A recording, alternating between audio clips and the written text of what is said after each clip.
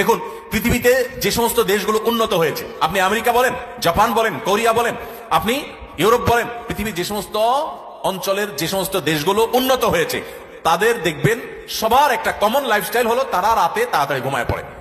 সমস্ত উন্নত দেশের সব মানুষদের মধ্যে কালচার আছে। সারা পৃথিবীতে যে দেশগুলো উন্নত হয়েছে তারা সবাই দেখবেন সন্ধ্যার পর শুয়ে পড়ে। আর আমাদের বাঙালির রাত শুরুই হলো 10টার পর, তাই না?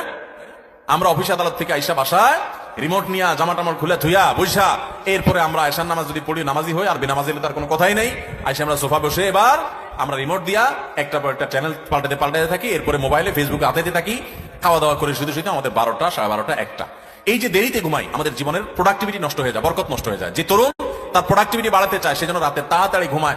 রাতে তাড়াতাড়ি ঘুমায়, যেগুলো রাতে করবেন ওগুলো সকালে করবেন। অনেক যুবক আছে পড়াশোনা করে রাত 12টা পর্যন্ত। আরে ভাই, রাত 10টায় আপনি ঘুমিয়ে যান, এই যে 2 ঘন্টা পড়লেন, ভোর রাতে উঠে ফজরের সময় 2 ঘন্টা পড়েন, ওই 2 ঘন্টা এই 2 ঘন্টা চেয়ে অনেক বেটার হবে। কারণ 6-7 ঘন্টা 8 ঘন্টা ঘুমের পরে যে ফ্রেশ মুড থাকবে, ওই সময় পড়লে সেই পড়াটা অনেক তাড়াতাড়ি আপনার আত্মস্থ হবে।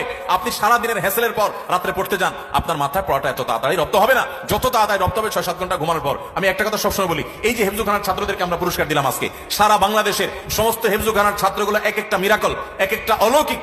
কারণ এই যে অলৌকিকত্ব, এক একটা অলৌকিক বিষয় এদের মধ্যে রয়েছে, সেটা হলো যে এরা সবাই ছোট ছোট বাচ্চা মানুষ 30 পারা কোরআন হেফজ করে ফেলে মাত্র 2 বছরে, 1 বছরে, 6 মাসে, বিভিন্ন সময়। কিভাবে সম্ভব? 30 পারা কোরআন, এত বড় কোরআন পুরাটার হেফজ করে ফেলে, মুখস্থ করে ফেলে, কিভাবে সম্ভব? যে কয়েকটা সিক্রেট আছে, এই সিক্রেটস গুলোর মধ্যে একটা সিক্রেট হলো, একটা রহস্য হলো যে হেফজখানায় 100% ছেলেরা রাতে তাড়াতাড়ি ঘুমায়। তারা রাত 10টার ভিতরে 100 ভাগ হেফজখানার ছাত্র সারা বাংলাদেশে ঘুমায় পড়ে। কোথাও পাবেন না 10টা বড় ছেলেরা পড়ালেখা করে, সব 10টার মধ্যে ঘুমায় যায়। পুরা কোরআন হেফজ করে ফেলা অল্প সময়ের মধ্যে, আবার রাত জায়গা পড়ে না। কিভাবে সম্ভব? কারণ তারা ওই যে আবার ভোরে উঠে যায়, ভোরে উঠে পড়ে। ওই ভোরের সময়টা রাতের 4 ঘন্টা, আর তখন 1 ঘন্টার সময়। এই জন্য প্রোডাক্টিভিটি বাড়াতে চাইলে রাতে তাড়াতাড়ি ঘুমাইতে হবে। যেটা রাত জেগে করবেন, যে কাজটা সেটা ভোরে করবেন। 1 2 নম্বর হলো সকালে ঘুমাবেন না। সকালে ঘুমানো যাবে না। সকালের ঘুম মানুষের জীবনের বরকত নষ্ট করে দেয়। আমাদের নবী সাল্লাল্লাহু আলাইহি ওয়াসাল্লাম দোয়া করেছেন, আল্লাহুম্মা বারিক লি উম্মতি ফি বুকুরিহা, আল্লাহ আমার উম্মতের জন্য সকালের সময়টাতে বরকত দান করবেন, আর ওই টাইমে আপনি ঘুমায় থাকেন। সকালে আপনি পড়ালেখা করেন, ছাত্র মানুষ, তাহলে পড়ালেখা বরকত হবে। আপনি কর্মজীবী কাজ করেন, আপনার কাজে বরকত হবে। আপনি কৃষক কৃষি কাজ করেন, আপনার জীবনে বরকত হবে। আমাদের সমাজে, আমাদের দেশে 9টা 10টা, সকাল 9টা 10টা 11টাকে দোকান খোলে না, কারণ পাবলিক ঘুমায় থাকে না, একটা রাত জায়গায় আড্ডা মারে আর সকালে ঘুমায় থাকে।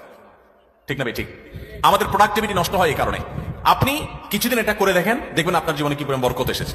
আলহামদুলিল্লাহ, আমি আমার বাসায় আমার ফ্যামিলির সদস্যদের এটার উপর উদ্বুদ্ধ করেছি, তারা আমল করে, রাতে তাড়াতাড়ি ঘুমায় পড়ে। 10টার ভিতরে সবার ঘুম শেষ, আর সকালে কোনো ঘুম নাই। ভোর থেকে উঠে যার যার কাজে সে লেগে যায়। আবার দরকার হলে দুপুরে একটু ঘুমাবেন, সুন্নাত সেটা, আর এর বাইরে কোনো কাজ করবেন না। তাহলে প্রোডাক্টিভিটির জন্য 1 নম্বর হলো রাতে তাড়াতাড়ি ঘুমাবেন, 2 নম্বর হলো ফজর পরে ঘুমাবেন না। ফজর পরে জেগে থাকবেন, কাজ শুরু করবেন। আর রাতে তাড়াতাড়ি ঘুমালে এমনি ফজর সময় আপনি ঘুম হয়ে যাবে, কারণ সারা রাত ঘুম, বড় রাত ঘুম হয়ে যাবে ইনশাআল্লাহ। 3 নম্বর এবং সর্বশেষ প্রোডাক্টিভিটির জন্য যেটা বলতে চাই, তা হলো এই মোবাইল এবং বিভিন্ন রকমের ডিভাইসের নেশা বন্ধ করতে হবে। তা না হলে প্রোডাক্টিভিটি কখনো বাড়বে না। মনে রাখবেন, মোবাইলের নেশায় বুধ হয়ে থাকে আর জীবনে বড় কিছু করতে পারছে এমন একটা মানুষ পৃথিবীতে আপনি খুঁজে দেখাতে পারবেন না, একটা মানুষও না। মোবাইলের নেশায় সারাদিন ভূতের মতো মোবাইল টিপে আর আঙুল দিয়ে স্ক্রল করে একটু পর এই মানুষগুলো জীবনে বড় কিছু করতে পারে না, যদি অভ্যাস না ছাড়ে। এবার যেদিন ছাড়ে সেদিন তৌফিক হতে পারে। একসাথে মোবাইলের নেশাও আছে, আবার বড় কিছু করতে পেরেছে, এটা হয় না। অনেককে আমরা ওয়াজ শোনার নাম দিয়ে শয়তান আমাদেরকে মোবাইলের পিছনে লাগিয়ে দিচ্ছে। তাহলে প্রোডাক্টিভিটির জন্য কাজগুলো করবেন। আল্লাহ আমাদেরকে তৌফিক দান করুন।